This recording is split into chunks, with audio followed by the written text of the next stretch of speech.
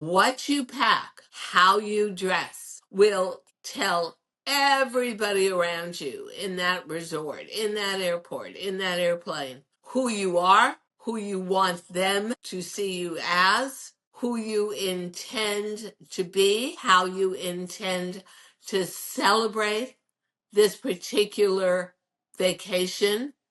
And that is extremely important.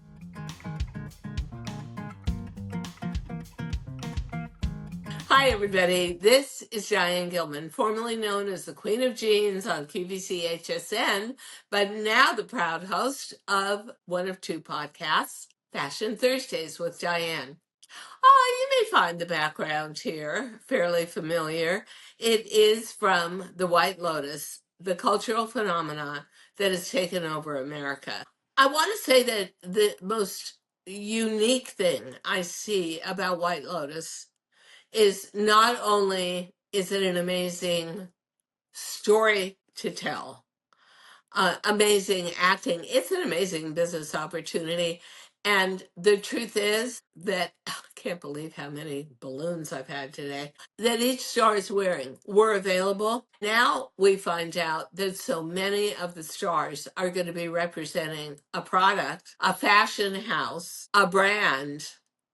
I will bet you by the time we come around to the next White Lotus, they'll set it up differently and they'll anticipate their own mega success. I think it's great that we've already seen capsule collections, but I think it's going to get much broader than that. And there's going to be much more choices. But it is such a huge marketing opportunity.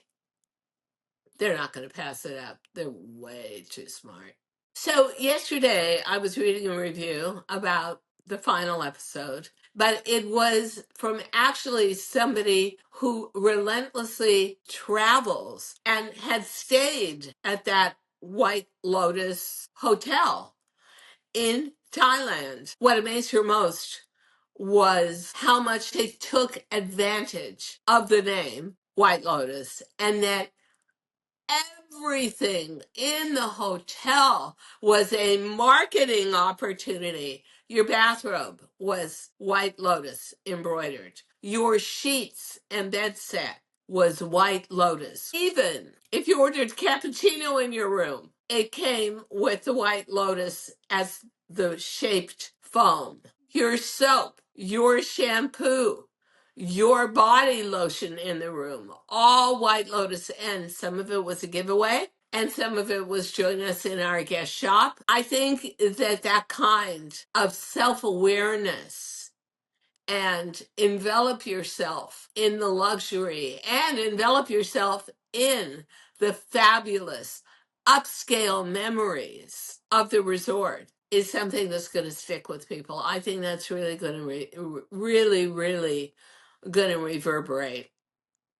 So, honestly, such a boon to retail. And you know what? What's wrong with it? Don't you want to take your memories with you, the good memories, and constantly have them rebooted? Yeah, that's what's enveloping yourself in product like that. That's what it's all about.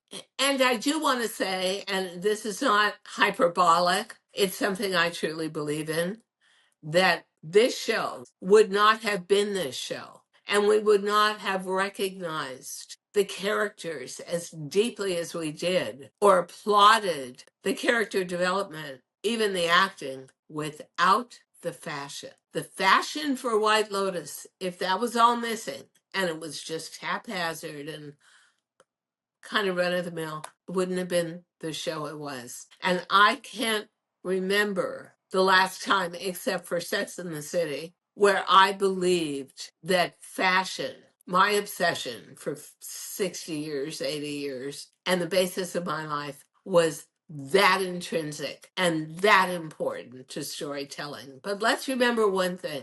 We are all our own best author, and we are all writing the story of our lives every day. And if you want to change the narrative, really study who you are and the way you dress. And guess what? You're your own boss. Start to change it, start to pivot it, and see if your life changes through the way people perceive you. It's actually a great hobby. Somebody said to me, Diane, considering everything that's going on in the world today, at least in the US, do you really want to be talking about luxury, fashion, and travel? Yeah, I do. It's the American way to work yourself up from inspirational to aspirational, and that is a lot of what White Lotus is about. So I want to give a hats off, first of all, to Alex Bouvard, who is the wardrobe of all of White Lotus, every single character.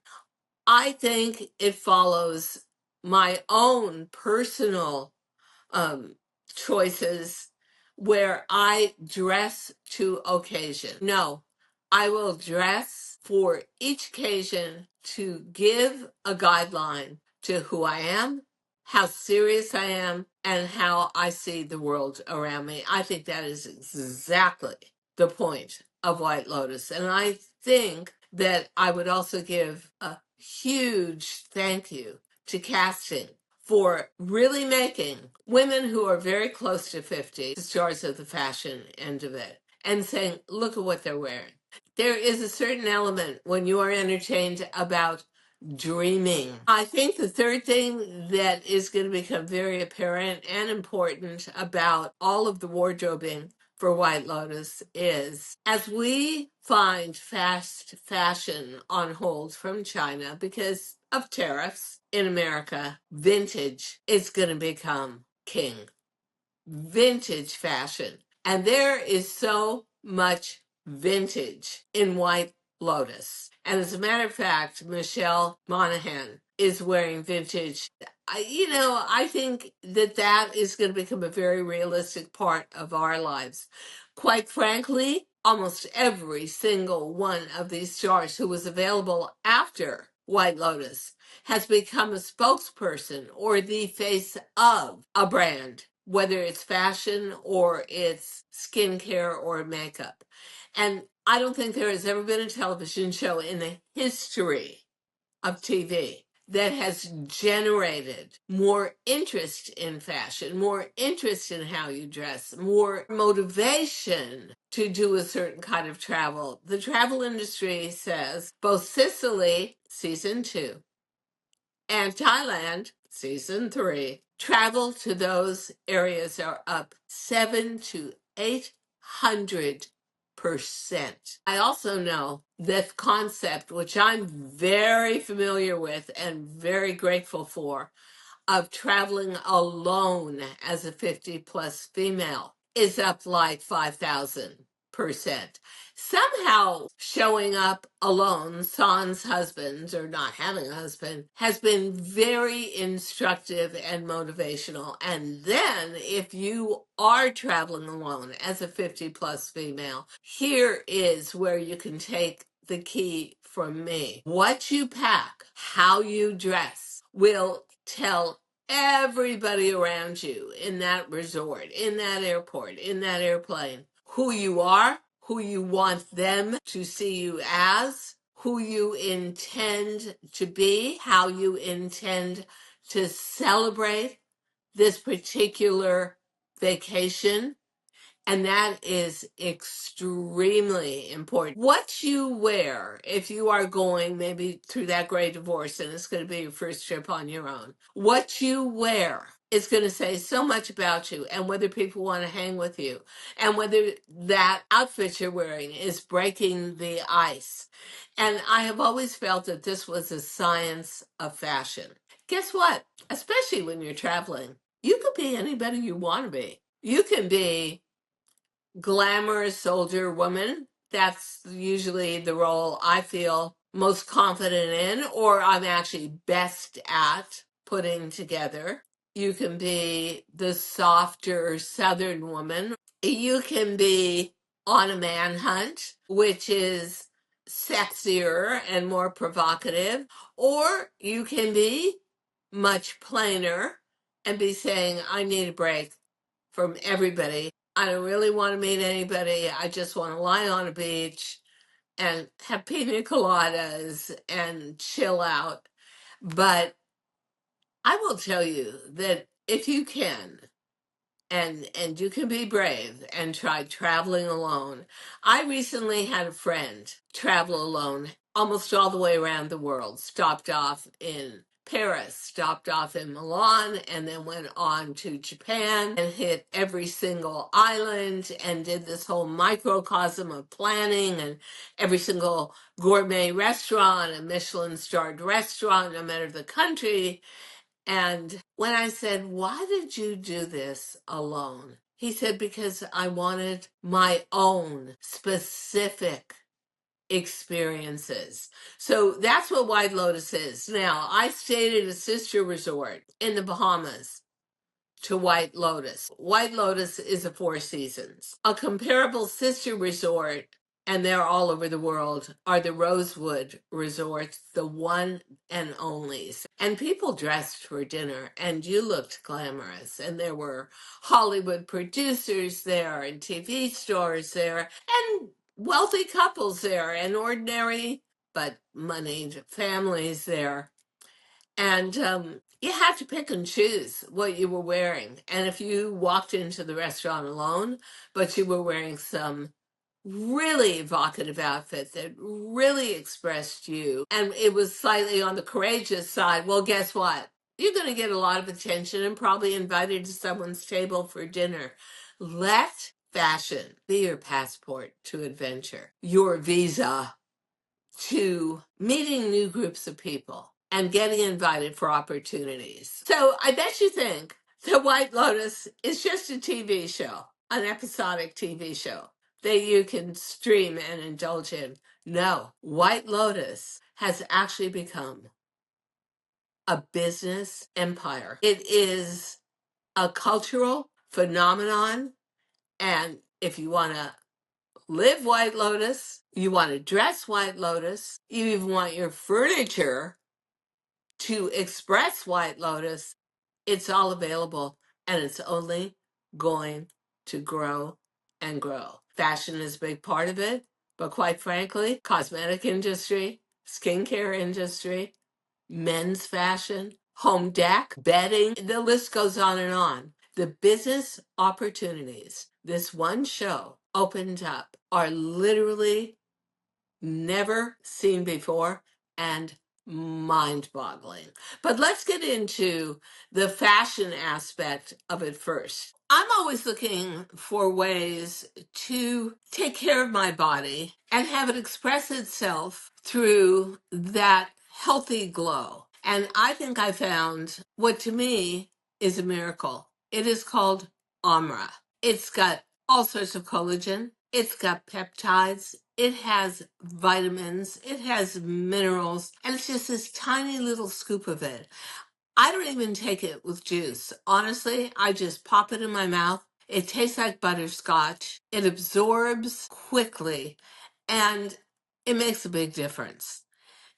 As you age, even if you are eating correctly, you are absorbing less vitamins. That's just what happens to your body. You need a supplement that's easy to take, almost instantaneously gives you results, more energy, better looking skin and hair, and helps you form a healthy habit and start to get all the nutrients you need. That is Amra.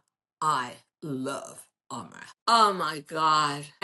So Bib is supposed to be a Southern girl. Everything is a little bit softer. Michelle Moynihan is LA. And then very interestingly, Mary Coons as New York. If I was going to wear dresses, I would have related the most to her dresses. Not so much about overpowering print, not so much about sequins, more about tailored, which is what New York is all about, even though New York is on a resort. But I would honestly say the way you would treat a trip to New York and you'd want to pick and choose every dress, but no, you're going to do a little shopping in between. But that's why you want to go resort style. I love every single choice for a cougar, except come on, ladies. You are not an average 45-year-old body, or 48, or 50. You put together by Hollywood. you know what you're doing. It's part of your career. Most 45-year-olds have had a couple of kids. Stuff has spread. You're kind of in perimenopause. So this is, to me, kind of a fantasy trip. And look at the younger girls. Actually, Amy Lewis said that her deepest fears in doing this role were when she was shot in a bikini, that she was absolutely 1 to 10 at 11, terrified every time, thinking, oh my God, I'm too fat. I'm exercising enough. I should be back in the gym. And that would be how most of us feel as baby boomers or even Gen Xers being shown that way. I mean, come on, not an ounce of fat, 6 feet tall, perfect midriff. Not realistic, but something to aspire to. And I also really appreciated all the one-piece bathing suits. The one thing that you really see with Parker Posey is now this is a woman really in her mid to late 50s. She's not showing off any part of her body. Everything is not glamorous. It's proper, and it's a print that does not necessarily suit her skin tone or her hair, but it's a woman who's devoted her life to being a wife, a Southern wife, and a Southern mother in a very insular family compound situation. Here is a little bit of illustration and also what we call suspension of disbelief, which they do in any kind of storytelling.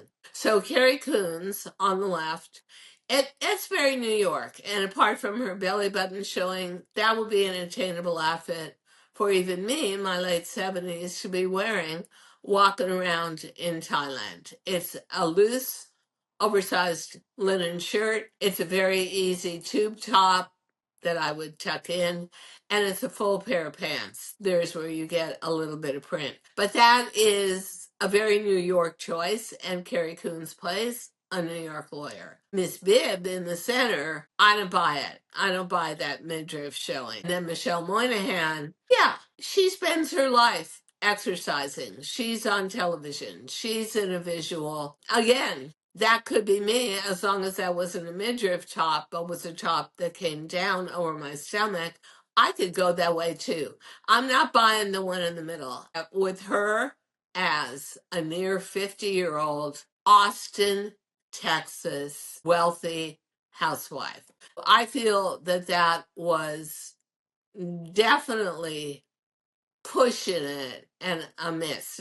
I would like to say, although Parker Posey was almost my favorite character, that the wardrobe choices for her I thought were very right on for a conservative, play it by the book, Southern married lady. Not pretty, the outfit at least. Not ugly. Okay for the environment she's dealing with, Thailand. But I gotta tell you the honest truth. As a New York girl and also a designer of sportswear for 60 years, I would be wearing what Mr. Ratliff is wearing, an oversized linen shirt, a great, beautifully cut pair of Bermuda linen shorts, and a good shoe. That would be me.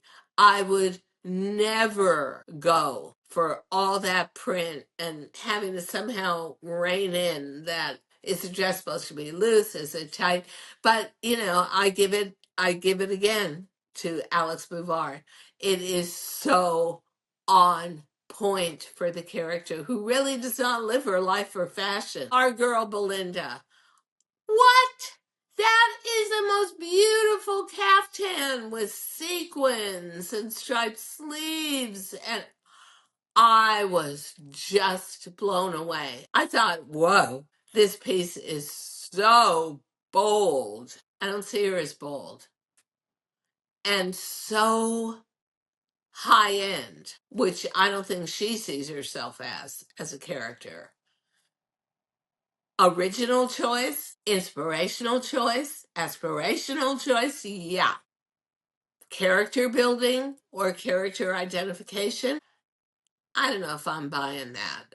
I think that that caftan is absolutely gorgeous. And if I owned it, it would probably be something I would hang up over a door in my bedroom as a form of home decoration. Spectacular. Okay, so now we have Chelsea in the dress she chooses to wear to Chloe and Greg's party the night before she's murdered. Is there a coordination with the theme of episode 8 that she's wearing black? Not sure. But I'll tell you one thing. Send me the dress immediately. Size 10, please. Oh my God. Oh my God. I loved it so much. Black organza, see through, wear a slip underneath, but then black embellished polka dots, bugle beads, seed beads, sequins. Brilliant. So 60s, Mary Quant. So vintage. And just to me, maybe the one piece of clothing amongst all the shots of the younger women that was, in its own way, a universal piece that any woman at almost 80, I could wear that dress. I could wear that dress even to a New York party. I thought it was just gorgeous. Oh, yeah. Somebody told me I felt so ignorant. I'm thinking, wow.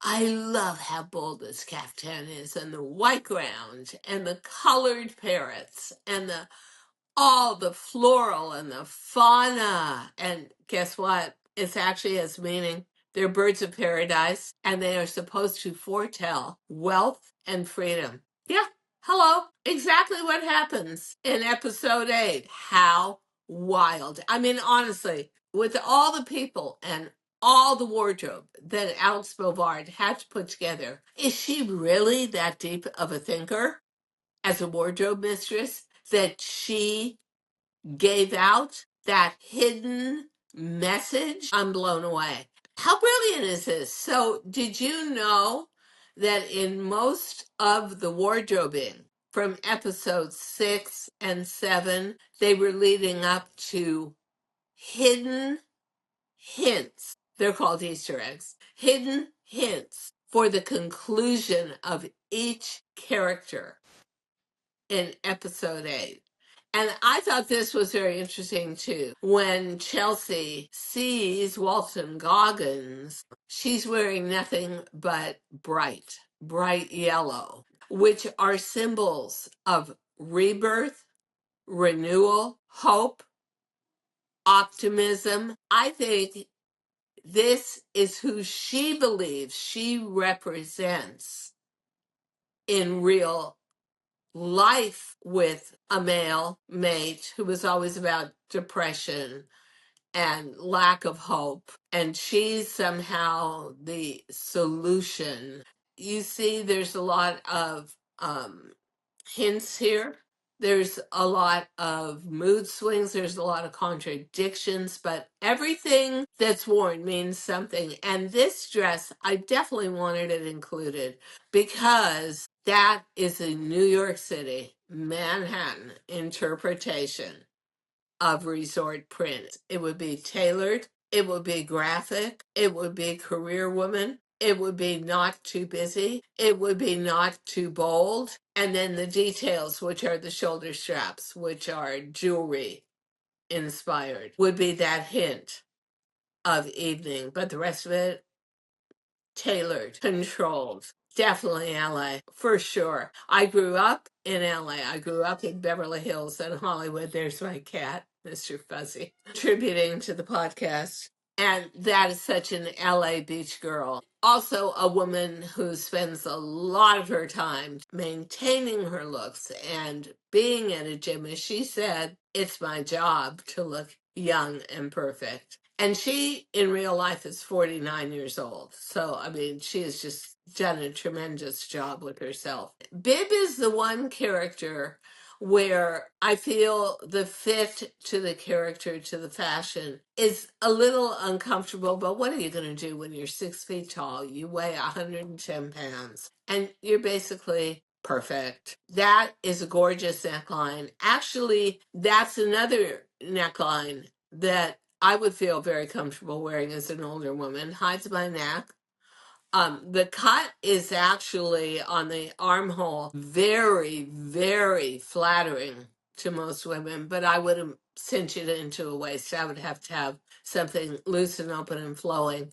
But again, it's got a real soft, feminine twist to it. So now we're sort of coming to the end. And the one thing that I felt about episode 8 was I was very character confused between what the Cougars were wearing as they go to their photo op with the owners of the hotel, which turns out to be a huge murder scene, and what their outfits were conveying. But I think their outfits were diametrically opposed to the upcoming Greek tragedy events of, hey, I've been here for 8 days, my hair is kind of a mess, I'm wearing kind of bright, totally resorty clothing. I've sort of given up my own identity, the identity of the resort itself, and the idea of kicking back.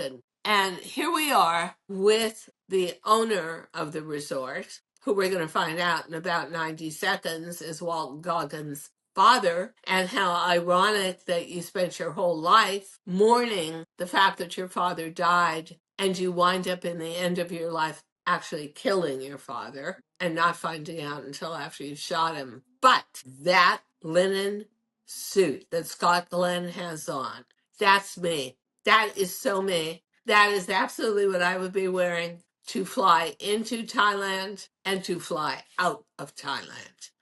I am all about linen in the summertime, natural fibers, natural coloration, and very easy, open, beautifully sewn, tailored pieces. So I guess you guessed by this time that I am definitely, when I dress, not a girly girl.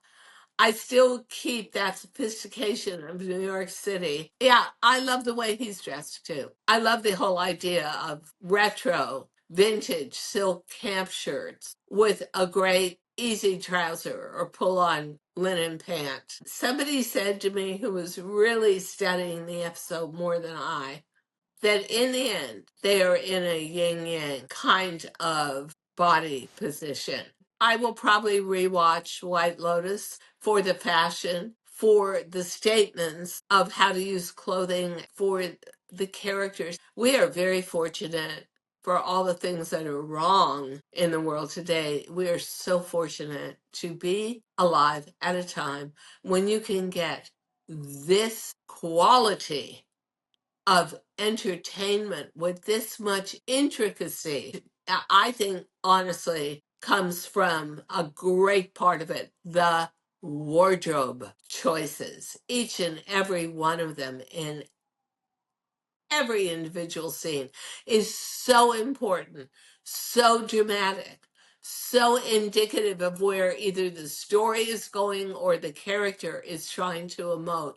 That as somebody who's involved in fashion really basically my whole life, I just ate it up. I just find it this amazing, never ending, movable feast.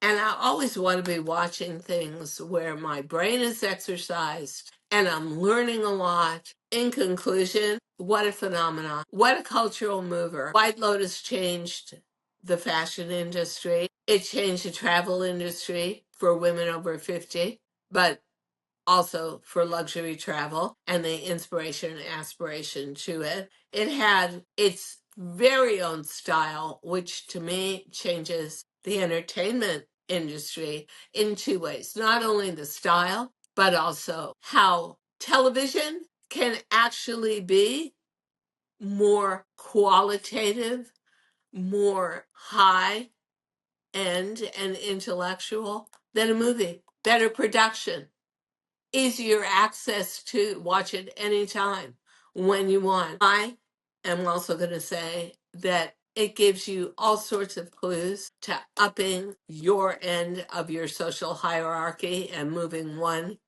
rung up. There are a million lessons here in White Lotus about reinventing yourself, especially after 50 or maybe after 45, to someone you always dreamt you wanted to be. I thank you. Go watch it again.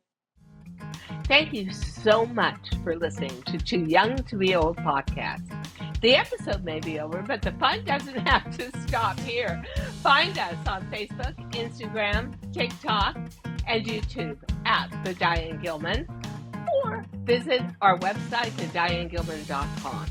If you like the show, leave us a rating or a review and subscribe so you don't miss the next episode.